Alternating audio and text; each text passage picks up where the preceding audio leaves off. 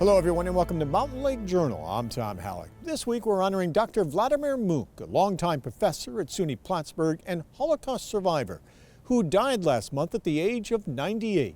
Dr. Munk spent more than 2 decades as a biochemistry professor here on the SUNY Plattsburgh campus. When he retired, Vladimir spent another 20 years sharing his experience as a Holocaust survivor. It was that role as a teacher that won him praise just a couple of months ago, when he was honored by the New York State Department of Education and Board of Regents for his work educating young students and many others about the horrors of the Holocaust.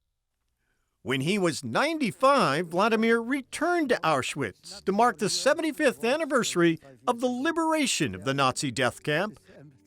Writer Julie Canepa and filmmakers Paul Frederick and Bruce Carlin followed Munk on his journey and produced an award-winning documentary on his trip and his life.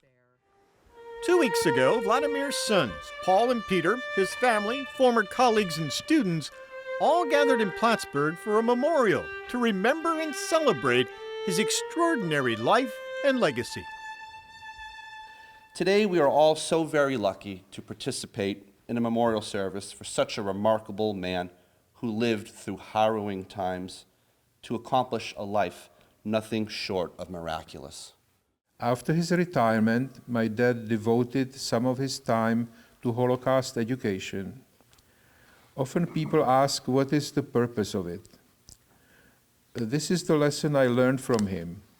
Let the events of the Holocaust impel students to become vigilant guardians of everyone's rights. After leaving the Army, I wanted to continue my education and earn a PhD in pharmacology, specifically cancer pharmacology. I applied to a competitive program at the University of Buffalo, the Roswell Park Cancer Institute.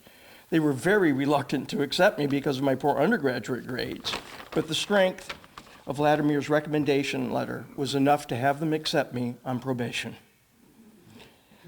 A little over 4 years later, I graduated, and about 18 months after that, I was on the faculty of the Johns Hopkins University School of Medicine, where I've been since 1984. Despite the incredible hardships he endured as a young man, his optimism, his encouragement, his puckish sense of being never wavered. He refused to be sad. He refused to be guided by hate. He refused to give up, and he refused to be limited by the expectations of others. I never heard him utter a bitter word about the hand he was dealt. In my experience, he always chose light over darkness. For many, many years, Dr. Munk and his wife Kitty shared their story with people of all ages, including children in numerous local schools. I'm Catherine Brown, a grateful teacher from Shazy Central Rural School who had the opportunity to meet and subsequently become friends with Dr. Munk several years ago. It is my great honor to share some of the words students wrote about Dr. Munk over the years to remind us that each of us can change the world as one man did for countless young people. He didn't let being a Holocaust survivor be the only thing he was. Meeting Dr. Munk showed me that the level of heart someone could have even when they have gone through great tragedy. And I came to the realization that even the best of people have gone through the worst of things, and that being brave and taking risks can change a life forever. I will always be grateful to Dr. Munk for preserving the history of the Holocaust for my generation and for his willingness to speak about it openly. The most important lessons were about family and friends. Probably because he lost his entire family in the Holocaust, he was very fervent about us. And in today's terminology, my brother and I were brought with what's called tough love. But I don't think we gave it a second thought because the maxims were clear. Be strong and confident, in your convictions. So thank you, Dad, for everything you've taught me and for things you passed on. I am so very proud to be your son. Plattsburgh State also honored Dr. Munk recently with events on campus. His friend, Julie Canepa, sat down with retired journalism professor Jonathan Slater to talk about her new novel, The Missing Star, that's based on Vladimir and his wife Kitty's lives and their 60-year marriage.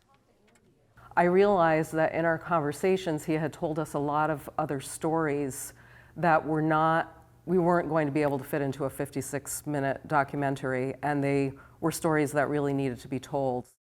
There was also a special screening of the documentary, Return to Auschwitz, The Survival of Vladimir Munk.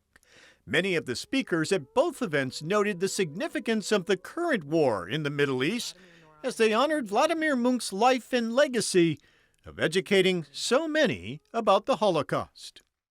While the horrors of World War II forced him to endure unspeakable violence, his willingness to share his experiences as a Holocaust survivor and his commitment to teaching the lessons of history to younger generations were a master class in true connection and education beyond the classroom, not only suffering, but of survival. It is my sincere hope that Dr. Munk's memory inspires us all to insist on and strive for a more safer, a more equitable, and a more peaceful world. Something about his relatability, his humor, his humanity really touches people and allows that goal of his to educate to continue. And you can watch that full event from SUNY Plattsburgh honoring Dr. Munk on our website and YouTube channel.